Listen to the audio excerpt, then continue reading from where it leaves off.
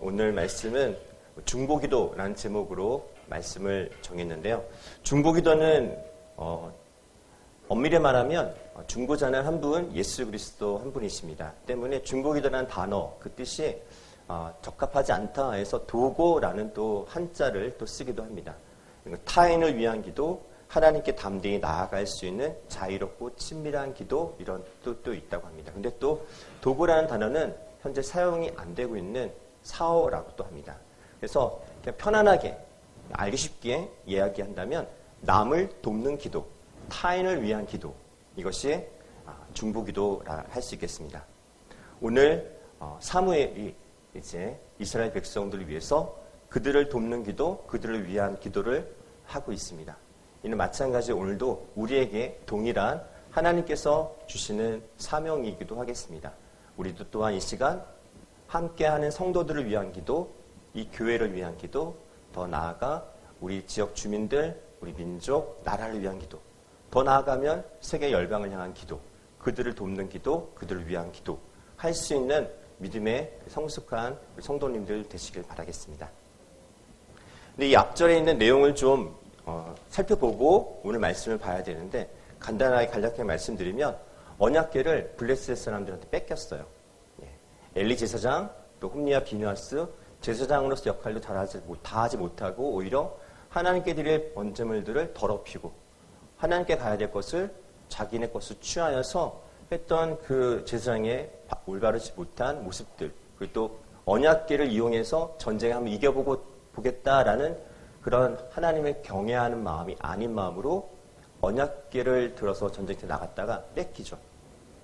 근데 뺏겼던 블레셋 사람들의 그 마을이 재앙과 고통으로 난리도 아닙니다. 그래서 이 블레셋 사람들이 뒷절에 보시면 젖이 나는 소 2마리, 그러니까 새끼가 금방 낳은 소 2마리에게 이 수레에 메어서 얘들을 떠나가게 합니다. 송아지는 집에 놔두고, 그러니까 소는 자기 송아지를 놔두고 다른 곳으로 이동을 하지 않는 습성이 있다고 합니다.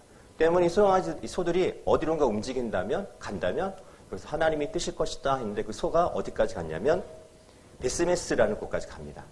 근데 베스메스에 도착했더니 이스라엘 백성들이 너무 좋아하는 거죠. 언약궤, 하나님의 궤가 자기 마을에, 자기 지역에 들어오니까 너무 기쁜 나머지 그것을 바꾸서 하지 말아야 돼. 언약궤 안을 들여다봅니다. 그래서 70명 또는 5만 70명이 사람이 죽습니다. 언약궤를 본 순간. 그러니까 하나님을 또 경외하는 마음이 이들에게도 없던 거죠. 블레셋 사람들처럼. 그래서 이 블레셋에서 넘었던 언약궤가 베스메스에서 여기서 다시 이제 기랏 여아리라는 오늘 7장 1절에 그 마을로 가져가 달라라는 요청을 듣고 그 마을 사람들이 가져오고 나서 7장 1절과 2절에 그 언약궤를 이제 구별하여서 하나님 앞에 온전히 그 언약궤를 받아들이고 모시고 그 언약궤와 함께 20년 동안 그 땅 가운데 여호와를 사모하는 마음들이 생기고 평안이 있었던 이야기가 앞전에 이제 기록되어 있습니다. 그리고 나서 이제 이스라엘 백성들을 사무엘 선지자가 그때 등장을 해서 이제 회개를 촉구하며 나오는 내용이 오늘 말씀입니다. 여기서 볼 수 있는 것은 성도들이 고통에 처했을 때 우리 어떻게 해야 되는가? 하나님을 기억하는 것입니다. 물론 하나님이 먼저 우리를 기억해 주시지만 우리 또한 마찬가지로 하나님을 기억하고 어떻게 해야 되는가? 구원을 호소해야 한다는 것입니다. 여기서 7장 2절 후반에 있던 여호와를 사모하니라라는 사모하는 그 단어의 뜻이 슬피 울부짖다, 마음을 돌리다라는 의미를 갖고 있어요. 그래서 그렇게 사모하는 마음이 있었을 때 사무엘이 이제 3절과 4절, 5절에 이르러서 그 백성들로 하여금 이제 너희들이 그 마음을 사모하는 마음을 함께 부르짖을 때 회개할 때 어떻게 회개해야 되는지 구체적으로 몇 가지를 언급을 합니다. 그 중에 하나가 이방을 제거하고 하나님만을 섬기는 것과 또 미스바, 오늘 5절에 읽었던 미스바를 중심으로 해서 기도하게 하는 장면까지 나옵니다. 그래서 미스바는 어찌 보면 회개하고 하나님께 돌아오는 장소이면서 후반에 보면 10장 17절로 가면 미스바가 또 이러한 장소로 바뀌어버립니다. 그곳에서 이스라엘 백성들이 우리에게 왕을 주십시오라고 하면서 하나님께 반역을 하는 장소로 또 바뀌게 됩니다. 어찌 보면 참 은혜와 축복이 지속적으로 쭉 가면 좋겠지만 그것이 영원히 지속되지 못하는 상황들을 계속 보게 됩니다. 오늘도 우리 어쩌면 우리가 지금 미스바와 같은 참 즐거운 교회 예배당에 모여 있는 상황입니다. 이곳에서 모여서 우리는 무엇을 해야 되는가?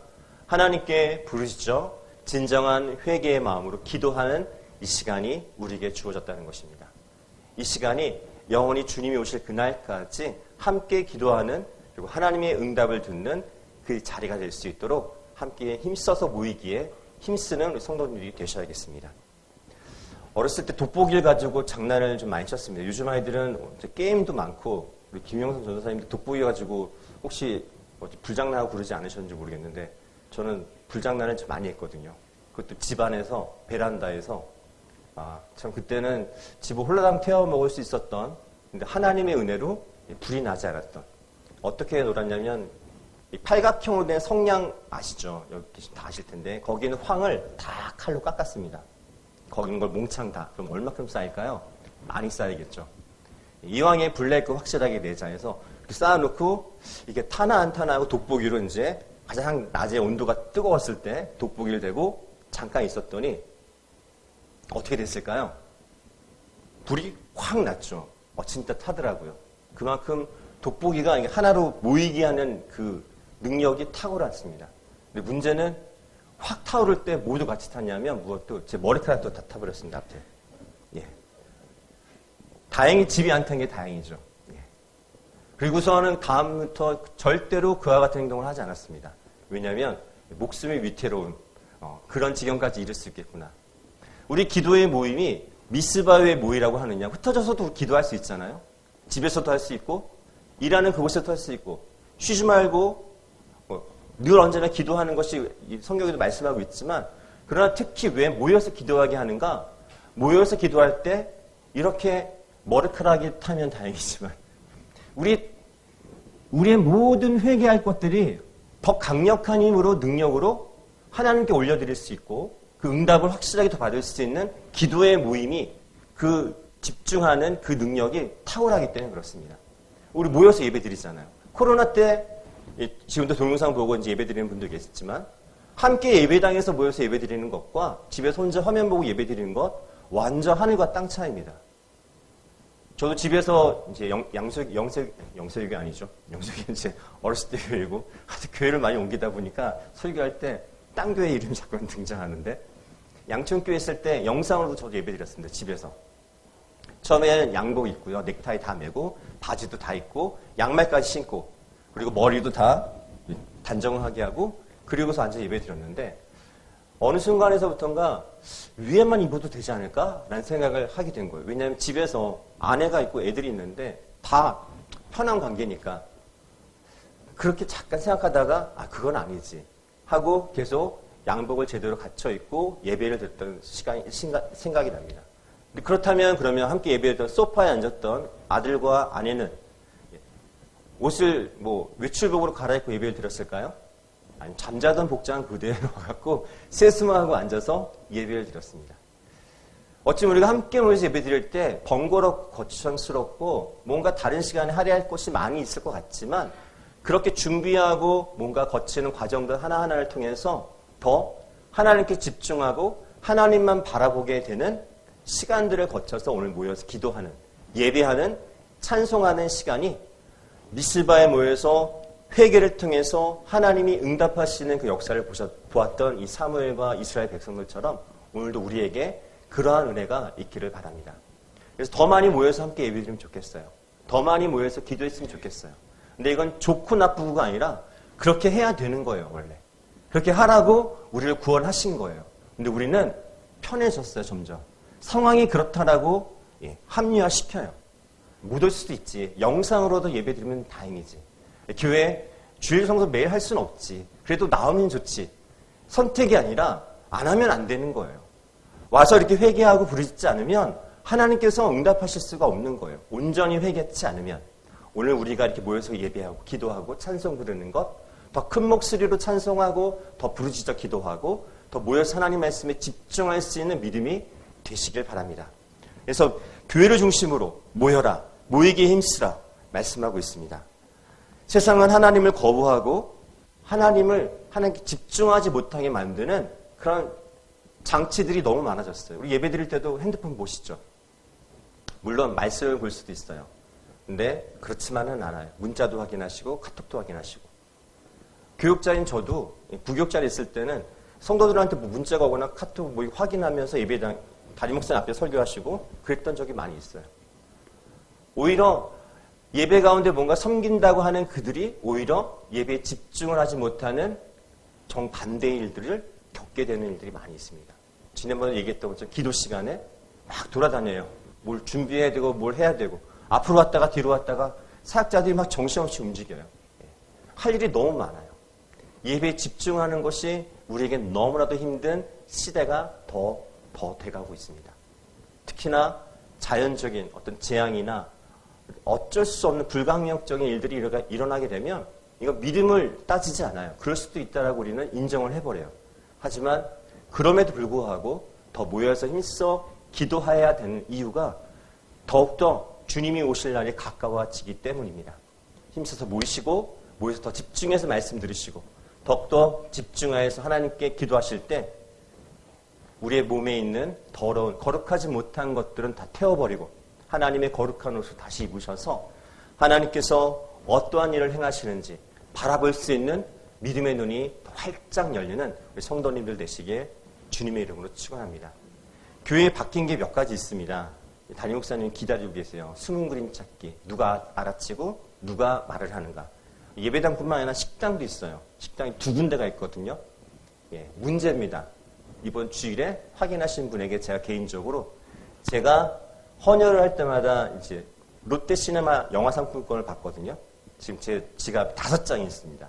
여기 계신 분들, 또 영상을 보신 분 중에 2가지 다 맞히신 분에게 롯데시네마 영화 올 11월 30일까지 볼 수 있는 건데 2장을 드리겠습니다. 2장.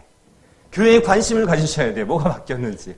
담임 목사님이 예배에도 집중하게 하고 위해서 얼마나 준비하시는지 모르지만 교회에 뭔가 바꾸면 새롭게 바꾸는데 엄청난 시간과 에너지를 투자하시거든요. 근데 성도님들은 잘 모르세요. 특히 식당에 가면 저도 그렇지만 오늘 메뉴가 뭐지? 여기에 관심이 있지? 뭐가 바뀌었지? 별 관심이 없거든요. 근데 우리 주변에 뭐가 달라졌는지 우리 성도님들의 믿음에 어떤 변화가 있는지 어떤 성도님들이 기도가 필요한지 어떤 성도님이 기도에 응답을 받고 변화되고 더 주님께 나아가려고 하시는지 우리가 볼 수 있는 믿음의 눈이 있으시길 바랍니다. 그래서 영적인 변화는 바라지도 않고요. 저 안에 있는 내부의 변화만 확인하셔도 좋다. 그래서 2장. 이번 돌아온 주일 예배 끝나고 밥 먹고 나서 저희가 온유구역에 1시 10분부터 모이거든요. 1시 10분 전에 오시는 분에게 2장 드리겠습니다. 목사는 거짓말하지 않습니다. 자, 그리고 나서 사무엘에게 말합니다. 사무엘에게 이스라엘 백성들이 사무엘이 먼저 얘기하죠. 5절 내가 너희를 위하여 여호와께 기도하리라. 누가 이렇게 말할 수 있을까요? 하나님께 기도해야 되는 이유를 정확하게 아는 분이 얘기를 하는 거예요. 내가 너희들을 위해서 기도하겠다. 이렇게 해줄 수 있는 분이 있다는 게 큰 은혜입니다. 이러한 목회자가 이 교회에 있다는 게 큰 은혜입니다. 저도 가끔씩 문자 와요. 예전에 청년 때부터 알아왔던 동기나 후배들부터 또 선교사님들, 또 알고 있는 목회자분들, 또 다른 교회에 있다가 왔지만 그곳에 있는 집사님들. 기도 요청을 할 때가 있어요. 목사님 기도해 주세요. 성화 오빠 기도해 주세요. 등등 하는데 처음에는 본인이 섬기는 교회 목회자한테 기도를 요청을 하지 왜 나한테 이렇게 오랫동안 떨어져 있었는데 굳이 왜 하면서도 기도해 주거든요. 그분들이 그곳에 있는 목회자들에게도 기도 요청을 했겠지만 그러나 바라는 것은 누군가가 나를 위해서 더 기도해 줄 수 있다면 기도 제목을 요청을 하는 거예요. 그러면 저는 답장을 하죠. 기도하겠습니다. 기도하겠습니다. 기도할 수 있어야 되고 기도해야 되고 우리는 하나님 앞에 기도할 수 있는 특권을 하나님께서 허락하셨어요. 예수 그리스도 이름으로. 사무엘은 지금 기도를 한다. 내가 나를 위한 기도가 아니라 너와 우리를 위한 기도를 하겠다 말씀하고 있습니다. 그러면서 6절 말씀 물을 길어서 앞에 붓고 종일 금식하고 그리고 이렇게 선언합니다. 여호와께 범죄하였다 우리가. 물을 붓는 거는 두 가지 의미가 있다고 합니다. 하나는 완전히 쏟아부어서 이제 더 이상 주워 담을 수가 없는 거예요. 그래서 남김없이 기도하는 것. 또 하나는 결단과 헌신을 또 말하기도 합니다. 기도할 때 남김없이 누군가를 위해서 기도할 수 있는 우리 믿음의 성숙한 우리 성도님들이 되시길 바랍니다. 나를 위한 기도를 더 많이 해야지 남을 위한 기도 그렇게 쉽게 할 수가 없거든요. 그런데 남을 위한 기도를 하다 보면 나를 위했던 기도 제목들이 어느샌가 하나님께서 응답해 주신 것들을 볼 때가 있어요. 그래서 남을 위한 기도, 이것이 더 큰 능력을, 더 큰 응답을 주는 하나님 향한 기도의 더 큰 영역이 아닐까 합니다. 우리 성도님들, 오늘 이 시간 내가 너희를 위해 기도하리라 담대하게 선포하시고 기도할 수 있는 시간 되시길 바랍니다. 그리고 더 나아가 금식으로 기도합니다. 금식은 죄로 인해서 슬픈 마음이 육체적인 영향을 중단했을 때 또 하나님을 더 바라볼 수 있고 또 그 절제를 통해서 하나님의 은혜와 긍휼을 더 바랄 수 있는 기도의 한 모습이기도 합니다. 금식기도 저도 솔직히 잘 못합니다. 금식기도 했던 적이 언제였는지 모르겠습니다. 제가 좀 살이 빠져 보이지 않나요? 2kg도 빠졌거든요. 기도에서 빠진 게 아니라 지난 이틀 동안 계속 설사가 나와서 빠졌습니다. 어찌 보면은 음식이 안 들어가면 더 힘들고 더 어떻게 보면 육체적으로 다운될 수도 있겠는데 오히려 음식이 또 안 들어가면 또 정신이 맑아지는 것들을 경험할 때가 있습니다. 영적으로는 더욱더 하죠. 하나님의 응답을 더 구체적으로 하나님의 뜻을 더 확실하게 알기 위해서는 우리는 금식도 하며 기도할 수 있는 믿음이 되셔야겠습니다. 그래서 어떤 목회자분은 매달 월요일 정해놓고 금식을 하신 분도 계시고 또 2, 3일 정해놓고 기도하신 분도 계시고요. 근데 정기적으로 또 이런 중요한 일이 있을 때 특히 이번에 여름에 수련을 앞두고 어쩌면 우리는 금식 기도를 해야 될지도 모르겠습니다. 왜냐하면 코로나가 끝나고 나서 다시금 시작되는 수련회이기 때문에 영적인 전쟁이 더 심할 수 있기 때문에 그렇습니다. 날짜를 정하면요. 신기하게도 갈 이유보다 안 갈 이유가 더 많아집니다. 지금 온유구역 날짜를 정했거든요. 8월 6일부터 6, 7, 8. 처음에 2박 3일 얘기했더니 청년들의 반응이 놀라웠습니다. 깜짝 놀랐습니다. 웬 수련회를 2박 3일이나? 하루 하는 것도 어려운데.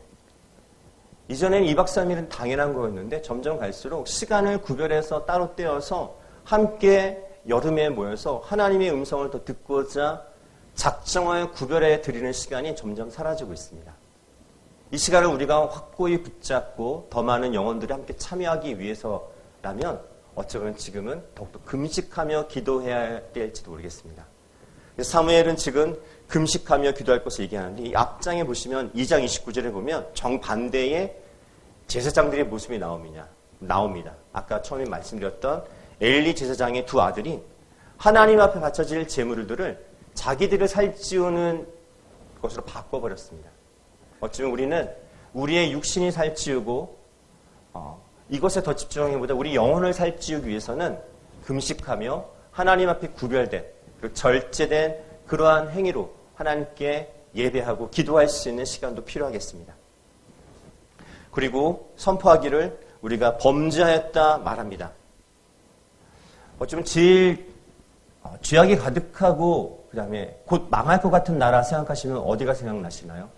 물론 러시아가 지금 전쟁을 벌이고 있기 때문에 그곳이 가장 악한 나라로 보일 수도 있겠지만 북한은 거의 매년 거의 우선순위, 영순위에 들어가겠고요. 근데 기독교 국가라고 말하는 미국도 그 나라에서 일어난 참상을 보면 저 나라 곧 망하겠다 싶은 그런 모습들이 너무나 많습니다.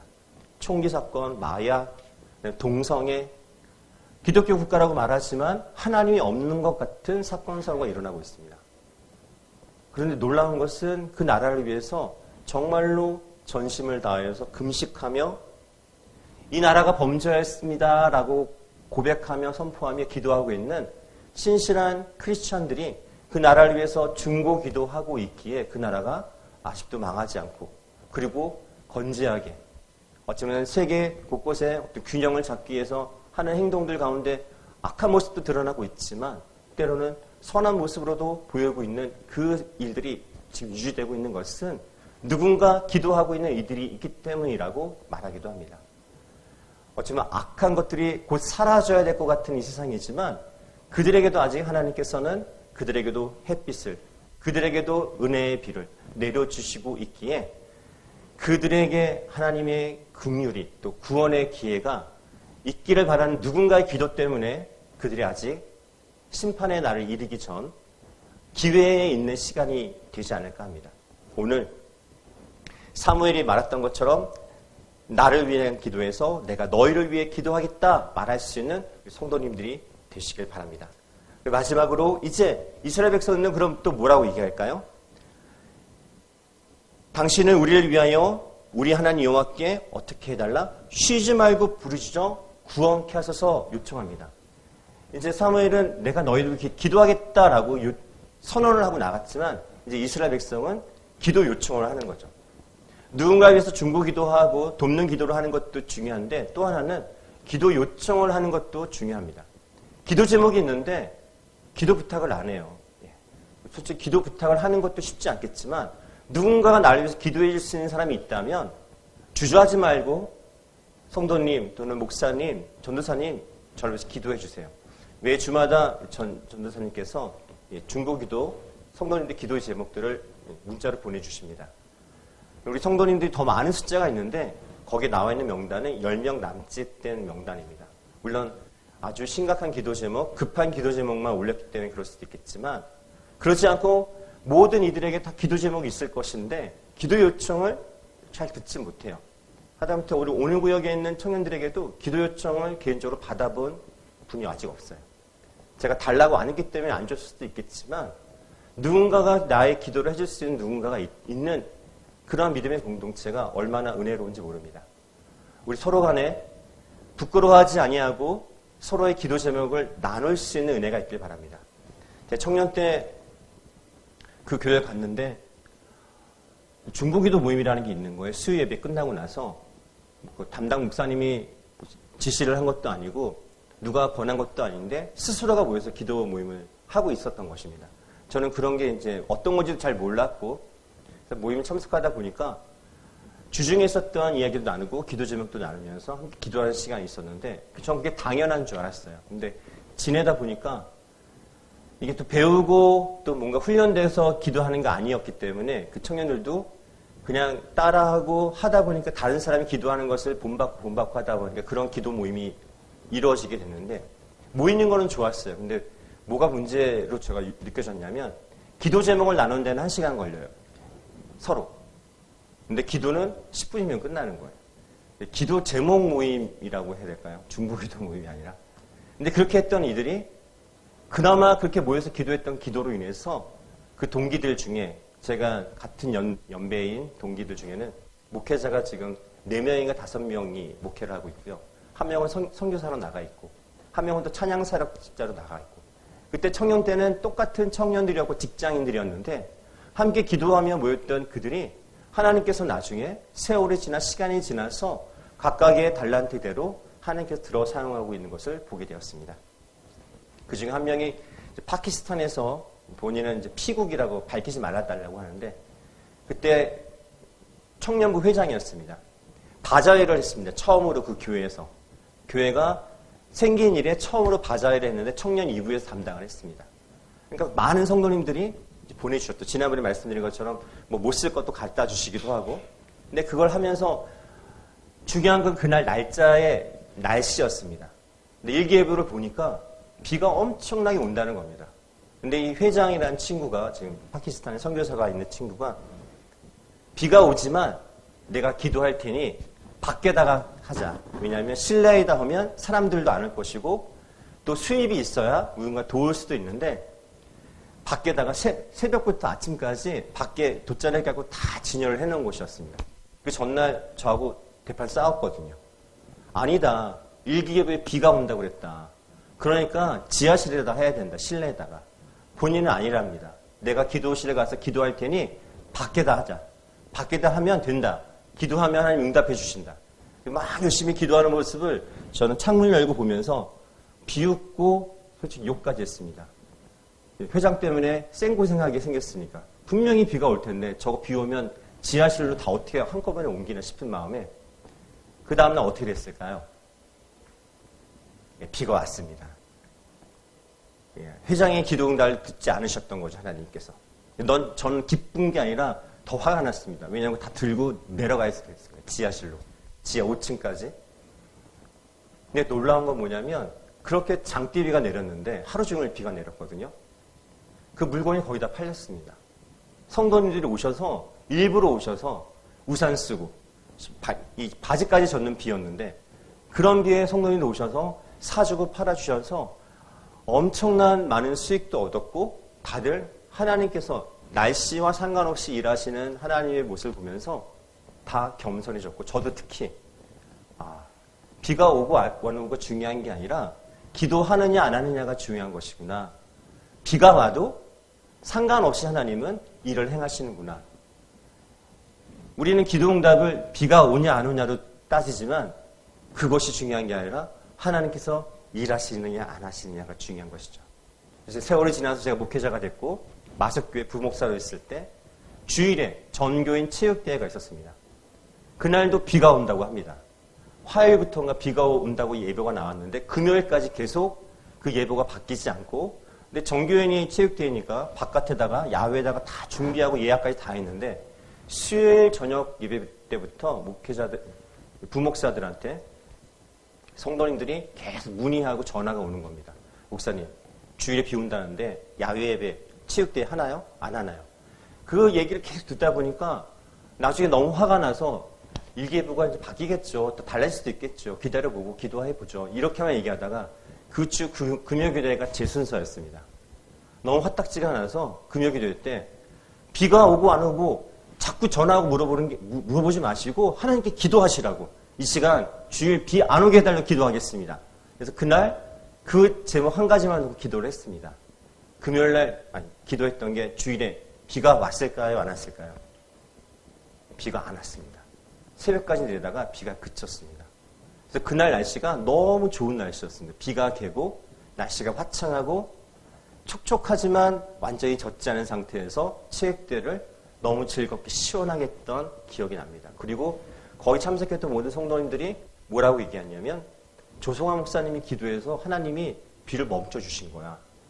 근데 그 얘기가 맞지는 않지만 맞기도 합니다. 문제는 뭐냐? 우리가 무엇을 생각해야 되냐면 누군가 먼저 안 될 것 같지만 그럼에도 불구하고 하나님께서 일하심을 믿고 기도로 먼저 선두로 나아가는 영적인 리더가 있어야 된다는 것입니다. 누가 누구를 위해서 기도하겠습니까? 나도 죄인이고 너도 죄인인데 누가 누구를 위해 기도하겠습니까? 그런데 우리가 기도하는 것이 아니라 우리는 예수님의 이름으로 기도하기 때문에 기도할 수 있습니다. 그리고 기도해야 합니다. 누군가 널 위하여 기도할 때 그 기도는 응답되는 줄 믿습니다. 우리 성도님들께서 기도 제목 많습니다. 뉴스 틀면 다 기도 제목입니다. 대통령부터 저 아래 노동자들까지 기도 제목이 아닌 것이 없습니다. 세계 뉴스를 봐도 다 기도 제목입니다. 우크라이나 전쟁 장기적으로는 지나갔기 때문에 이제는 무뎌졌지만 그 땅은 아직도 참혹한 일상이 반복되고 있습니다. 아침에 일어나서 가족들과 함께 식탁에 앉아서 밥 먹는 거 꿈도 꾸지 못합니다.